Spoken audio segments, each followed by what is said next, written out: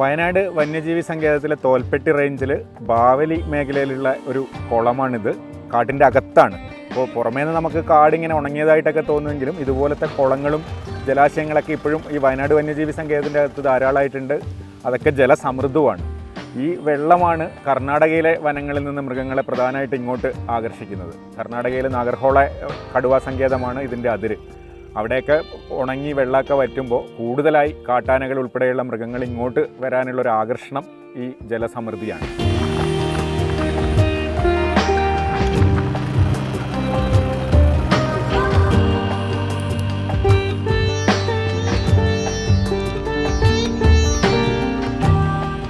പുറമേ നിന്ന് നോക്കുമ്പോൾ വരണ്ടതായി തോന്നുമെങ്കിലും ജലസമൃദ്ധമാണ് വയനാട്ടിലെ സ്വാഭാവിക വനങ്ങൾ. ജലാശയങ്ങളോട് ചേർന്ന് നല്ല പച്ചപ്പുമുണ്ട്.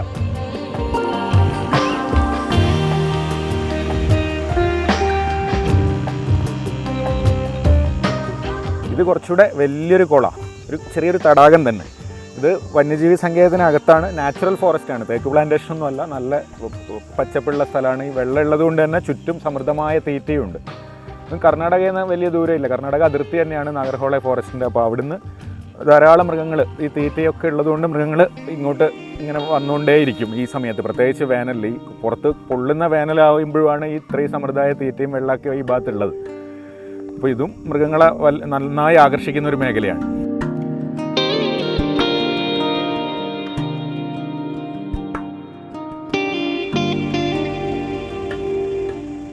ഇതിപ്പോൾ ഇങ്ങനെ വെള്ളമുള്ളതുകൊണ്ട് ആന വരുമോ എപ്പോഴും? ആന ദിവസം വരുന്നുണ്ട്.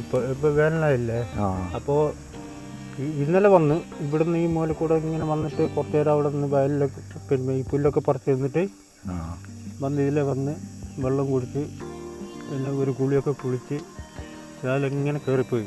ബാക്കി മൃഗങ്ങളും വരുമോ? കാട്ടി, മാന്, പിന്നെ മലമാന്, എല്ലാ സാധനങ്ങളൊക്കെ വരും. ഒരു കുടുംബത്തിൽ 24 പേരുണ്ട്, ഒറ്റ കുടുംബം.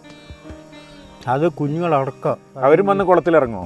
അവർ വരും. നല്ല കാഴ്ചയായിരിക്കും. നമുക്ക് ഭാഗ്യമില്ല, നമ്മൾ വരുമ്പോ ഒന്നും കാണും. കടുവ അടക്കം ഇങ്ങോട്ടാണ് വരുന്നത്. കടുവയും വരും. മിന്നാന്ന് കണ്ടു കടുവേനെ. കടുവേനെ ഒരു 6 മണിയായി. അന്നേരം ഉണ്ട് കാട്ടിപ്പോത്തുണ്ട്, ആനയുണ്ട്. അതിൻ്റെ ഇടയ്ക്കാണ് ഇവൻ അവിടുന്ന് പമ്മി വന്നിട്ട് ഒരു കാട്ടിപ്പോത്തിനെ അറ്റാക്ക് ചെയ്യാൻ വേണ്ടി വന്നത്. പക്ഷെ കിട്ടില്ല, അത് രക്ഷപ്പെട്ടു. ഇതിലെങ്കിൽ കയറി ചാടി ഓടി. വനത്തിനകത്ത് ജലം ഉറപ്പുവരുത്താനുള്ള പ്രവർത്തനങ്ങളും വനം വകുപ്പ് സജീവമായി നടത്തുന്നുണ്ട്.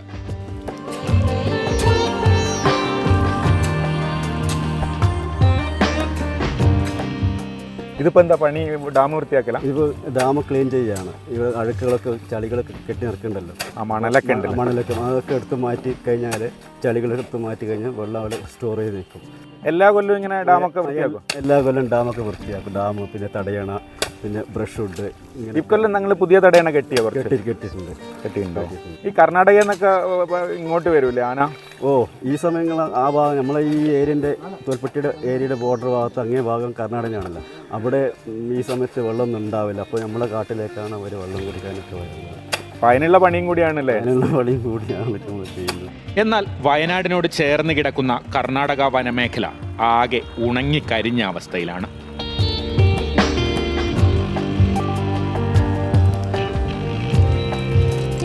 കർണാടകയിലെ നാഗർഹോള കടുവാ സങ്കേതത്തിലെ കാടിൻ്റെ ഒരു അവസ്ഥയായത്. മൊത്തം ഉണങ്ങി ഒരു തീപ്പൊരി വീണാൽ ആളിക്കത്തുന്ന സ്ഥിതിയാണുള്ളത്. ജലാശയങ്ങളൊക്കെ കാണാം. ഇത് വലിയൊരു കുളമായിരുന്നു, വറ്റി വരണ്ട് കിടക്കുകയാണ്. അപ്പോൾ വെള്ളവും തീറ്റയില്ലാതെ ഇവിടെ നിന്നാണ് ഈ കാട്ടാനകളും മറ്റ് മൃഗങ്ങളൊക്കെ കൂട്ടത്തോടെ വയനാട് വന്യജീവി സങ്കേതത്തിലേക്ക് ഈ സമയത്ത് ഇങ്ങനെ പോകുന്നത്.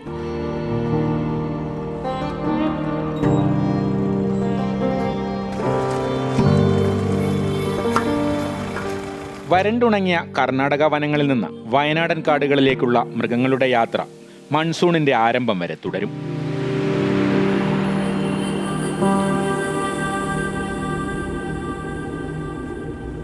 ഷമീർ മച്ചിങ്ങലിനൊപ്പം കമൽ, മാതൃഭൂമി ന്യൂസ്, വയനാട്.